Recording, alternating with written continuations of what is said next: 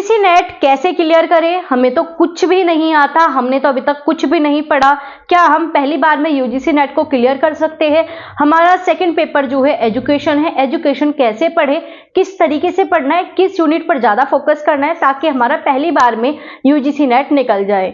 Hello guys, welcome back to my YouTube channel EN learner. सही आप सब अच्छे होंगे। तो चलिए गाइस, आज की मोस्ट इंपोर्टेंट वीडियो को स्टार्ट करेंगे, क्योंकि आप सभी को पता है यूजीसी नेट आपका जून में होने वाला है, लेकिन आपको ये नहीं पता पढ़ना कैसे है, किस तरीके से पढ़ना है। और हमारा सेकंड पेपर एजुकेशन है। एजुकेशन को आप बहुत ही इजी तरीके से कवर कर सकते हो, सारी यूनिट कवर हो जाएगी और स्कोर करना बहुत ही ज्यादा इजी भी है अगर आप अच्छे से सही तरीके से पढ़ रहे हो। सबसे ज्यादा जरूरी होती है आपको सही तरीके की गाइडेंस मिल जाए, तो वही आज का मैं काम करने वाली हूं ताकि आपका सेकंड पेपर आपको पता हो मुझे ये यूनिट करनी है, ऐसे करनी है, वैसे करनी है, हर एक पॉइंट मैं आपको बताने वाली हूं। तो चलिए वीडियो को स्टार्ट करेंगे। और वीडियो को स्टार्ट करने से पहले अगर आप भी यूजीसी नेट को क्लियर करना चाहते हो तो फर्स्ट पेपर जो कि सभी के लिए कॉमन है, चाहे किसी का सेकंड पेपर कुछ भी हो, तो उसके लिए जो है आपका यहाँ पर बैच लॉन्च हो गया है। और बैच जो है बिल्कुल फ्री है, कुछ भी आपसे यहाँ पर परचेज करने के लिए नहीं कहा गया, कुछ भी जो है आपको यहाँ पर पे नहीं करना।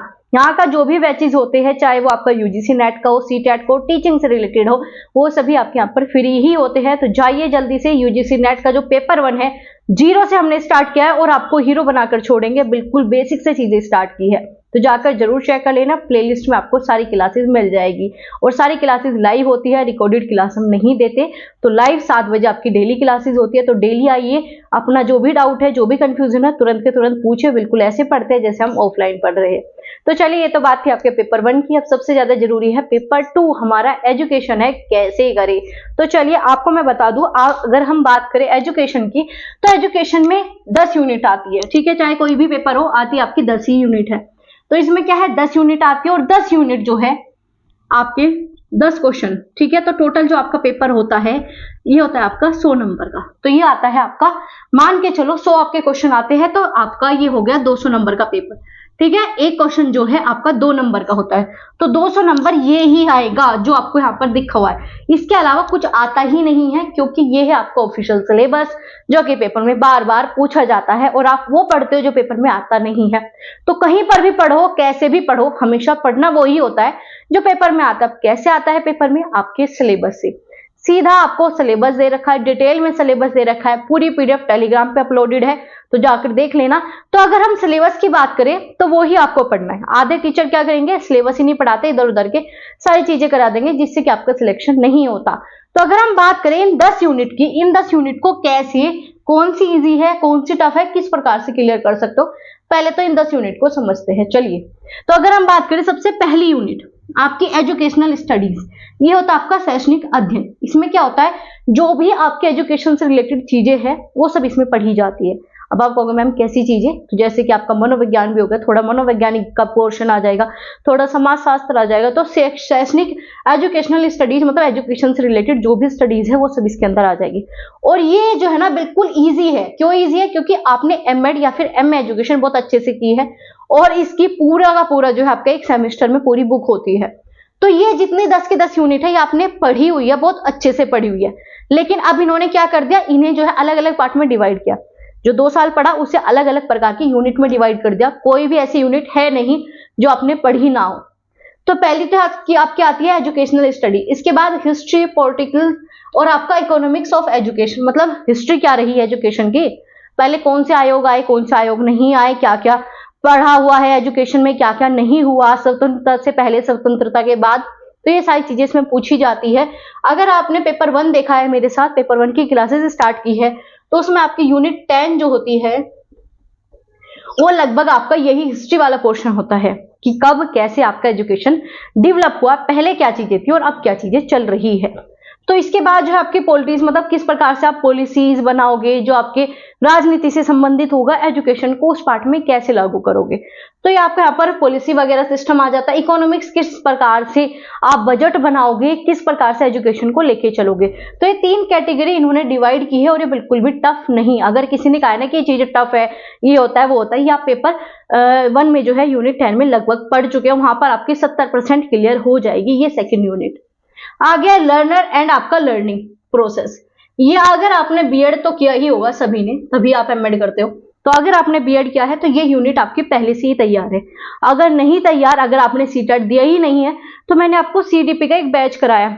ये सारी जो इसके अंदर यूनिट है ना, वो सब मैंने उसमें बता रखा है। जो ये थर्ड वाला पोर्शन है, वो जो आपका सीडीपी का स्पेशल बैच है, सारी थ्योरीज, लर्निंग थ्योरीज, आपका बिहेवियर, सब कुछ जो भी आपकी थ्योरीज होती है वो सब उसमें है। तो ये जो है आपका शिक्षण अधिगम, ये सारी चीजें जो है आपको बीएड या फिर आपने एमएड में भी ये बहुत अच्छे से पढ़ी है। इसमें सारी थ्योरीज आती है, विकास आता है, डेवलपमेंट आता है, ये सारी चीजें इसमें आती है। आगे बात करेंगे आपका यहाँ पर फोर्थ, टीचर एजुकेशन। आप में से कुछ बच्चों ने टीचर एजुकेशन का सब्जेक्ट लिया भी होगा। अगर नहीं लिया तो मैंने, जब आपने एमएड की होगी तो मैंने एक वीडियो प्रोवाइड की है कि वही यूनिट लेनी चाहिए, वही हमें सब्जेक्ट लेने चाहिए जो मैं आगे यूजीसी नेट में देना है। आपने सभी ने उसमें अलग अलग आपकी सब्जेक्ट होते हैं चूज करने के, तो बहुत से लोगों ने जो है कंपैरेटिव एजुकेशन लिया था और मैंने उसका विरोध भी किया था कि ये चीज मत लो, ये आगे नहीं आती। आपका आता है, क्या आता है, टीचर एजुकेशन, ऐसी की ऐसी सेम यूनिट मिलती है। तो ये अगेन एमएड के एक सेमेस्टर की पूरी बुक उठाकर दे दी गई और ये बहुत ईजी है। इसमें मेन जो फैक्ट चलता है ना, वो यही चलता है कि टीचर एजुकेशन है क्या, प्री टीचर एजुकेशन क्या है, पोस्ट टीचर एजुकेशन क्या है, जब टीचर बनने से पहले तैयारी करते हो उसे क्या कहा जाता है, टीचर बनने के बाद जब खुद को अपग्रेड रखते हो तो उसे क्या कहा जाता है। कुल मिला के यहाँ पर टीचर की एजुकेशन की बात की गई है, मतलब आपका एनसीटी, ठीक है। तो एनसीटी पूरा घुमा फिराकर टीचर एजुकेशन की बात करेगा। अगेन टफ यूनिट है ही नहीं एजुकेशन में, अगर आपने एमएड की है तो। आगे बात करेंगे करिकुलम स्टडीज। अगेन कहूंगी, आपने तो बीएड तो किया ही है और वैसे भी करिकुलम स्टडीज ये भी पूरे सेमेस्टर में आती है, बुक है आपकी। तो इसमें क्या आता है कि करिकुलम को सीक्वेंस में लगाने की बात की जाती है, किस प्रकार से आप पाठ्यक्रम को लागू करोगे। अब आप क्या करते हो, रटते हो। तो ये जो चीजें रटने वाली है ही नहीं। आपको कोई कहेगा ये टेबल याद कर लो, मैं अपने नोट्स दे रही हूँ, ये पढ़ लो। एक तो दूसरों के नोट्स पढ़ के कभी भला नहीं होता। अगर कोई दे रहा है तो आपको हैंडीकैप कर रहा है, वो आपके काम का नहीं है, वो आपको मजबूर कर रहा है कि आगे आप कुछ ना कर पाओ, बस किसी और के ऊपर डिपेंड रहो। तो मैं ये जितनी यूनिट बता रही हूँ ना, ये सब आपकी पढ़ी हुई है और खुद से अब आप थोड़ी सी भी मेहनत करोगे, ये यूनिट तैयार कर लोगे। फर्स्ट पेपर फिर भी नहीं कर सकते, इसी वजह से मैंने आपको बैचेस दे दिया, बिल्कुल फ्री दे दिया। लेकिन ये जो है ना, ये आप खुद से कर सकते हो। कैसे करोगे वो भी मैं बताऊंगी, पहले आप समझो। आगे है आपको यहाँ पर करिकुलम स्टडी, इसमें पूरा पाठ्यक्रम आता है। पाठ्यक्रम है क्या, किस प्रकार के स्टेप होते हैं, कौन कौन से पाठ्यक्रम आपके आए हैं आज तक, शिक्षा शास्त्र ने दिए हैं, मनोवैज्ञानिकों ने अलग अलग अपने करिकुलम के पार्ट बताए, तो वो सारी चीजें यहाँ पर आती है। आगे रिसर्च इन एजुकेशन। अब आप कहोगे मैम रिसर्च इन एजुकेशन ये तो बहुत टफ है, ये आप यूनिट 2 में पढ़ोगे। दोनों बिल्कुल सेम है, दोनों बिल्कुल सेम है। अगर यूनिट पेपर 1 मेरे साथ कर रहे हो तो पेपर 1 में ये आपकी कवर हो जाएगी, बिल्कुल कवर हो जाएगी। आप कहोगे मैम बिल्कुल सेम है, लगभग सेम है, बिल्कुल नहीं लगभग सेम है। अब आप कहोगे मैम इसमें कुछ तो अंतर होगा। हाँ अंतर है, सिर्फ 10% का। जब आप वहां पे वो चीजें कर लोगे तो वो 10% आपके लिए ऑटोमेटिक ईजी हो जाएगा, जरूरत ही नहीं पड़ेगी वो चीज आपको करने की, ठीक है, क्योंकि पहले ही आपने इतना डिटेल में पढ़ चुके होंगे। तो ये जो है आपका रिसर्च आता है, वो रिसर्च अगेन कहूंगी पढ़ आपने सब कुछ रखा है, तो रिसर्च भी आपने बहुत अच्छे से पढ़ा, आपने डिसर्टेशन बनाई है, सिनॉप्सिस बनाई है पेपर में, मतलब एमएड में बनाई है, तो वही सब चीजें यहाँ पर आ गई। आगे है आपका 7th unit pedagogy. Pedagogy BEd में काफी पढ़ी है बीएड में आप सभी ने। पेडागोजी क्या होता है कि किस प्रकार से बच्चों को पढ़ाओगे, एंड्रागोजी किस प्रकार से बड़ों को पढ़ाओगे, असेसमेंट मतलब किस प्रकार से आकलन करोगे। दुनिया भर के असेसमेंट आप पढ़ चुके हो, फॉर्मेटिव, समेटिव, आपका जितने भी होते हैं वो सभी आपने पढ़े अपने एमएड में। तो ये भी कहाँ डिफिकल्ट है, नाम से चीजें इजी लगती है और है ये इजी। इसमें कोई इतनी बड़ी महारत नहीं है, ये नहीं है वो नहीं है, बस इसमें क्या पूछ लेंगे, पेडागोजी किसने दिया, कैसे डेवलप किया, एंड्रागोजी कैसे, कौन इसके प्रवर्तक थे, ऐसे आपको असेसमेंट के अलग अलग टाइप पूछ लिए जाते हैं। ऐसा नहीं है पढ़ना नहीं है, लेकिन पढ़ना वही है जो पेपर में आता है। आगे है आपका आईसीटी इन एजुकेशन। ये बहुत इजी है। आईसीटी इन एजुकेशन क्यों इजी है, क्योंकि आज आप ये चीजें अपने एजुकेशन में देख भी रहे हो। अब आप क्या कर रहे हो, आईसीटी के माध्यम से तो मुझसे पढ़ रहे हो, तो इसी प्रकार से एजुकेशन में क्या क्या आईसीटी की जो है चीजें बदली है, क्या हुआ है, ये सारी चीजें आएगी। और ये अगेन किस में आ जाएगा भाई, ये आपका पेपर 1 में आईसीटी जो पढ़ते हो वहां से ये चीजें कवर हो जाएगी, तो ये भी कवर हो जाएगी। आगे बात करेंगे, ये आपको लगता है सबसे टफ कि मैम ये 8 यूनिट तो हमें सच में हल्की लगती है, लेकिन यूनिट 9 टफ है। अब जब सारी चीज इतनी हल्की आएगी तो यूनिट 9 में कुछ तो डिफिकल्ट होगा, और डिफिकल्ट कुछ नहीं है, बस इसमें मॉडल्स आते हैं अलग अलग प्रकार के, और इसमें भी ज्यादा से ज्यादा क्या होगा, आपको सिर्फ मॉडल समझने हैं और थोड़ा सा ये याद रखना कि इसने क्या मॉडल दिया, क्या विशेषताएं थी। तो इसमें क्या आता है, एजुकेशनल, मैनेजमेंट, एडमिनिस्ट्रेशन और आपका लीडरशिप। लीडरशिप के भी आपके मॉडल्स आते हैं। इसी प्रकार से इन सभी के मॉडल्स पूछे जाते हैं, पेपर में आते हैं, और आप में से आधे बच्चे इस यूनिट को छोड़ देते हैं। पेपर 1 में चाहे 1 या 2 यूनिट छोड़ दो, छोड़नी वैसे उसमें भी नहीं, लेकिन अगर इमरजेंसी है, मजबूरी है, टाइम नहीं मिल रहा तो उसमें छोड़ सकते हो। लेकिन पेपर 2 में अगर आप यूनिट छोड़ के जा रहे हो तो जो आपने 2 साल तक पढ़ा है वो सब आपने खत्म कर दिया। 2 साल नहीं, वैसे ये 4 साल की आपकी कह सकते हो ना कमाई है। क्यों?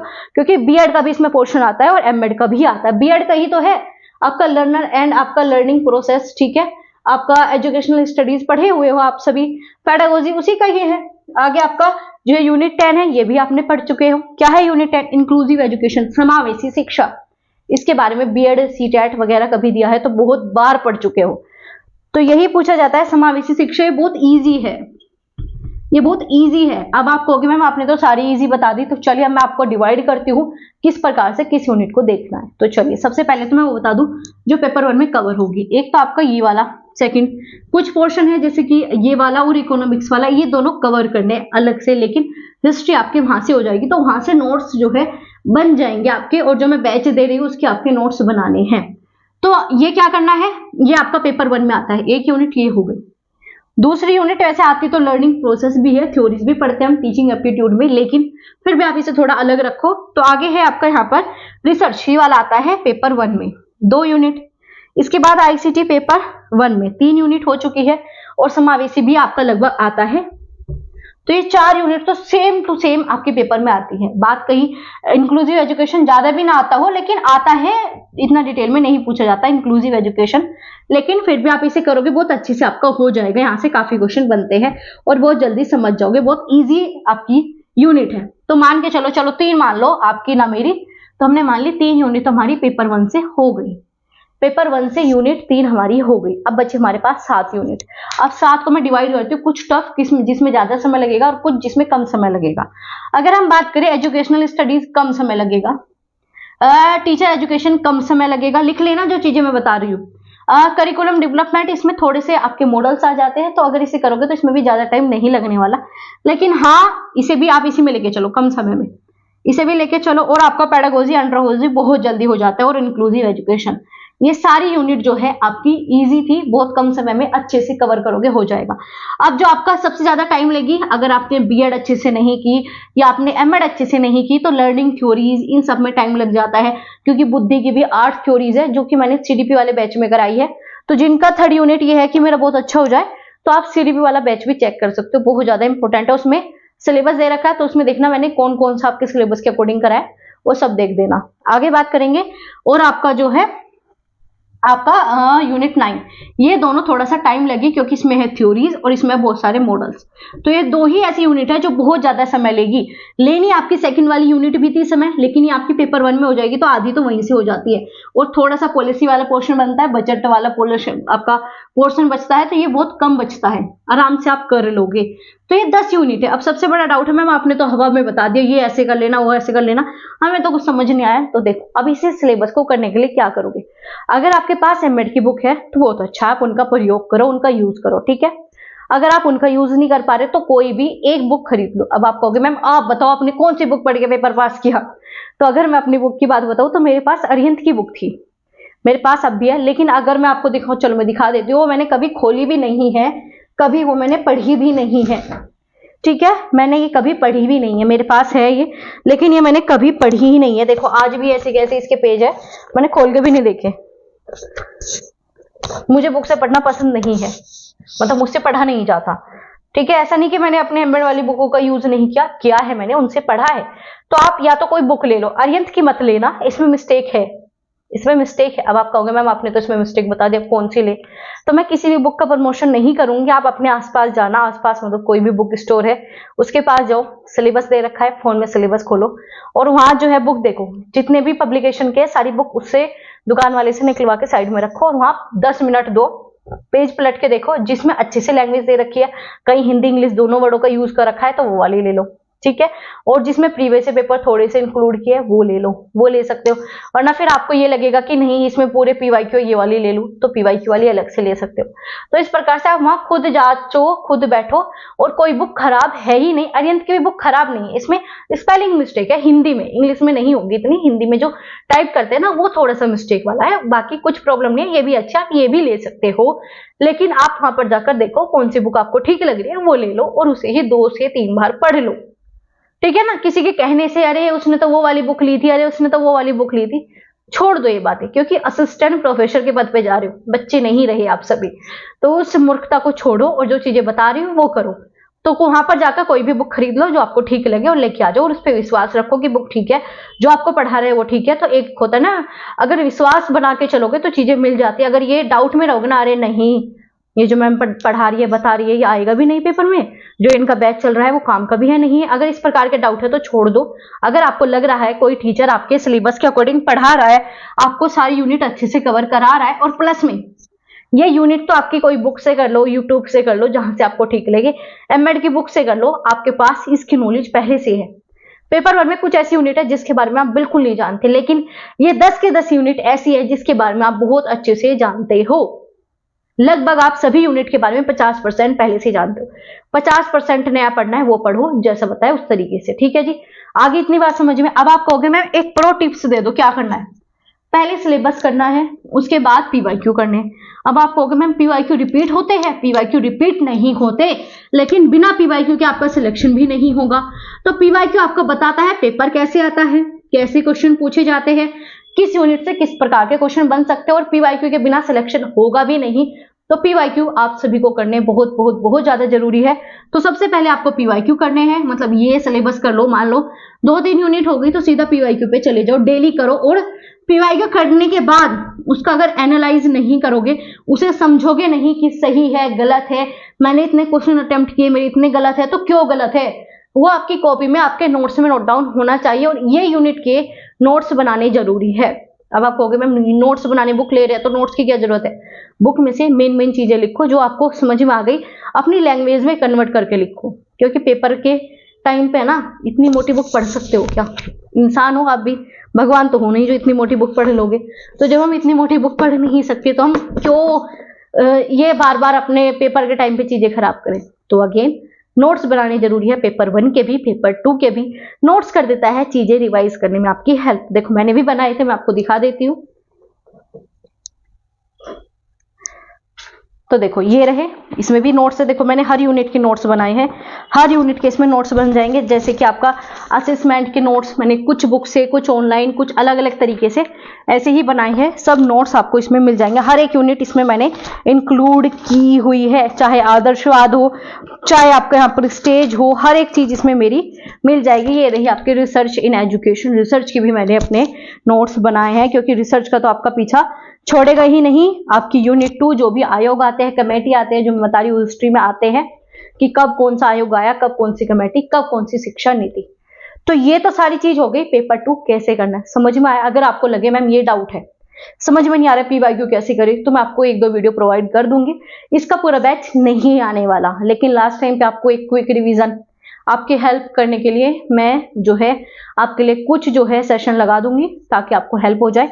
बाकी ये सेकंड पेपर खुद करना है, सेकंड पेपर किसी के करने से होता ही नहीं है।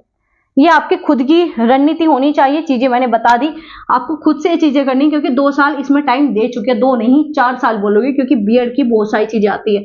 तो पीवाईक्यू सबसे ज्यादा जरूरी है। अगर 4 ऑप्शन आ रहे हैं तो चारों आप एनालाइज करो, ये सही है तो क्यों है, ये गलत है तो क्यों है, हर एक पॉइंट आप एनालाइज करो। चाहे दिन में 50 ही क्वेश्चन लगाओ, लेकिन लगाओ, पीवाईक्यू लगाओ। और दूसरा आप क्या करते हो, दूसरों के मॉक टेस्ट पे चले जाते हो, बिल्कुल नहीं करना। चाहे कोई कहे ना कि ये यहाँ से ही क्वेश्चन आएगा, सच में किसी के ऊपर विश्वास मत करना। पीवाईक्यू सबसे ज्यादा जरूरी है, पीवाईक्यू ही करने, किसी के मॉक टेस्ट खरीदने ही नहीं है। वो आपका वो लेवल बना ही नहीं सकता जो पेपर में आता है, और ना ही वो चीजें करनी। आप कहोगे मैम प्रैक्टिस हो जाती है, अब मैं क्या कहूँ आपको, अगर ज्यादा ही है तो कर सकते हो, लेकिन बेनिफिट कुछ नहीं है। चाहे आप 10 पीवाईक्यू करो, लेकिन वो बार बार रिवीजन होने चाहिए। अब सबसे बड़ा डाउट ये होता है मैम पीवाईक्यू कब तक के करे, तो कब तक के करे चलो वो भी बता देती हूँ।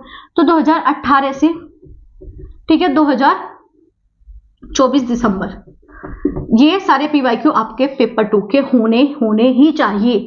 अगर आप 2018 से पहले जा रहे हो तो भी कोई काम नहीं है, क्योंकि वो तो इजी आप कर लोगे। तो 2018 से पहले ये मत करना, चाहे कोई कुछ भी कहे। और आप ये वाले, तो इसमें आपको लगभग 10-12 पेपर तो मिल ही जाएंगे। बार बार रिवाइज करो, प्रैक्टिस करो, समझो, और क्वेश्चन को रटना नहीं है। पीवाईक्यू आप रटना स्टार्ट कर देते हो, रटो मत, समझना है जितने भी क्वेश्चन बने। और पीवाईक्यू से भी अपने नोट्स में ऐड डाउन करो चीजें, इनके भी नोट्स बनाओ। और नोट्स बनाने जरूरी है, ये आपकी सबसे बड़ी प्रो टिप थी जो मैंने आपको दी। और 10 के 10 यूनिट सच में इजी है। अगर आपने मन बना लिया है कि मुझे असिस्टेंट प्रोफेसर बनना है, तो सच में ये 10 के 10 यूनिट इजी है। आप 4 साल पढ़ चुके हो, थोड़ी सी बस मेहनत करनी है, बस वो आप कर लीजिए। तरीका मैंने बता दिया। अगर आपको कहीं पर लगे मैम प्रॉब्लम हो रही है, समझा दो, तो आप मुझे कमेंट कर सकते हो। इस चैनल का सबसे मेन मोटिव यही है, चाहे आपको पूरी तैयारी मैं करा पाऊं या ना करा पाऊं, लेकिन आपको मैं प्रॉपर गाइड कर दूं, ताकि आप किसी और के ऊपर डिपेंड होना बंद कर दो। और कहीं भी पढ़ोगे, अगर मेरे साथ पेपर 1 भी पढ़ रहे हो, तो ये देखो मैं सिलेबस के अकॉर्डिंग पढ़ा रही हूँ या ना पढ़ा रही हूँ, आधा पढ़ा रही हूँ, पूरा पढ़ा रही हूँ, ये जरूर देख लेना। कहीं भी पढ़ रहे हो पेपर 2 या पेपर 1, तो ये चीज ऑब्जर्व कर लेना। लेकिन आज के टाइम पे क्या होता है कि कोई भी फ्री में तो पूरा कंटेंट नहीं दे रहा, मैं दे रही हूँ, इसी वजह से लोग बाग मूर्ख भी मानते हैं और बहुत कम बच्चे जुड़ते हैं। तो ये गलती मत करो कि किसी के बहकावे में मत आओ, सबसे बड़ी बात तो ये है। और आजकल सब पेड का धंधा चल रहा है, और पेड में भी क्या होता है, पेड कोर्स बिल्कुल मत खरीदना, कोई भी मत खरीदना। अगर कोई कह रहा है कि हम तो पेपर 2 का वहां से खरीद लेंगे, बिल्कुल मत खरीदना। असिस्टेंट प्रोफेसर आपको बनना है, उन्हें नहीं बनना। और असिस्टेंट प्रोफेसर बनने के लिए आपके अंदर काबिलियत होनी चाहिए, और खुद पढ़ के आएगी। किसी और ने करा दी 10 के 10 यूनिट, ये भाई मेरे तो मजे आ गए, मैंने तो पेपर फाड़ दिया, ये होगा, कुछ फायदा नहीं है। इंटरव्यू में आपकी धज्जियां उड़ जाएगी, क्योंकि इंटरव्यू भी होते हैं, तुक्के से पेपर हो भी गया, वैसे अब तुक्के से बात नहीं होता, लेकिन हो भी गया, कुछ फायदा नहीं है। इंटरव्यू में आप फेल हो जाओगे, ना तो पीएचडी ही रहेगी, ना ही आगे असिस्टेंट प्रोफेसर बनोगे, क्योंकि इसके बाद दोबारा पेपर देना है। और ये जो अपना सेकंड पेपर जितना ज्यादा स्ट्रॉन्ग करोगे आगे असिस्टेंट प्रोफेसर बनने में, उतना ही आपके लिए इजी हो जाएगा, क्योंकि यूजीसी नेट का ही सारा सिलेबस पूछा जाता है। चाहे आप किसी भी असिस्टेंट प्रोफेसर की तैयारी करो, किसी भी स्टेट की, तो यही 10 यूनिट घूम फिर के आपको मिलती है। तो बस अच्छे से इसकी तैयारी कर लो, जैसा बताया। अगर लगे कोई डाउट है मैम, कोई क्वेरीज है, तो बता देना। और देखो, अब शेयर सपोर्ट करना आपकी जिम्मेदारी है। इस सेशन को अपने उन दोस्तों के साथ शेयर कर देना जो पेड कोर्स में फंसने वाले हैं, या फंस चुके हैं, या फंसने जा रहे हैं। क्योंकि पेड कोर्सेज में सिर्फ क्लासेस पूरी होती है, वो पढ़ाई होती ही नहीं है। जब तक खुद से लेकर 10 घंटे, 4 घंटे, 5 घंटे, चाहे 2 भी घंटे डेली पढ़ रहे हो, तो भी सिलेक्शन हो जाएगा। और डेली 10 वीडियोस देख रहे हो, उससे सिलेक्शन नहीं होता, ना ही होने वाला है। तो पेड कोर्सेज के पीछे भागना बंद कर दो, जो चीजें आपको बताई जा रही है वो कर लो, उससे पेपर आराम से हो जाएगा। मेरा हुआ है, आपका हुआ है, बाकी स्टूडेंट का भी हो रहा है, उन्होंने भी मेहनत की है। तो बस मेहनत से ही पेपर होगा, किसी के कहने, किसी का पेड कोर्स खरीदने या किसी के बहकावे में आने से चीजें नहीं होती। टाइम वेस्ट होगा। जून से फिर दिसंबर आ जाओगे, दिसंबर से 2026 आ जाएगी। ऐसे 1 नहीं, 2 नहीं, 3 नहीं, 4-5 अटेम्प्ट दोगे और होगा भी नहीं पास, अगर भटकते रहे। तो यहाँ पर जो है आपको सटीक सबसे सही इंफॉर्मेशन दी जाती है। तो इस चैनल को सब्सक्राइब कर लेना अगर अभी तक नहीं किया, और उन दोस्त के साथ भेज देना, ताकि वो भी जो है इन सब चीजों का बेनिफिट ले सके। क्योंकि गाइडेंस कहीं नहीं मिलती, चाहे पैसे भी देके खरीदो, कोई नहीं बताने वाला इतनी सच्चाई वाली बात। तो बस मिलते हैं आपसे अगली वीडियो में। ध्यान रखना, और आपको लगे मैम इस टॉपिक के ऊपर वीडियो बना दो, ये टॉपिक समझ नहीं आ रहा, वो नहीं आ रहा, तो अगर आपको किसी अदर टॉपिक पे कोई भी इंफॉर्मेशन चाहिए, तो कमेंट करके बता देना। आपकी जो है बातों का यहाँ पर वैल्यू रखी जाती है, और आपके डाउट कमेंट पढ़े जाते हैं, और उसका जो है आपको सोल्यूशन भी प्रोवाइड किया जाता है। तो चलिए मिलेंगे आपसे अगली वीडियोज में अगली इंफॉर्मेटिव अपडेट के साथ। तब तक ध्यान रखिए, और जो बताया पढ़ना आज से स्टार्ट कर दे, क्योंकि आप जो है असिस्टेंट प्रोफेसर बनने वाले हो। अगर खुद से मेहनत करना जानते हो और सीख गए हो इस सेशन से कि हाँ मुझे खुद से ही मेहनत करनी पड़ेगी।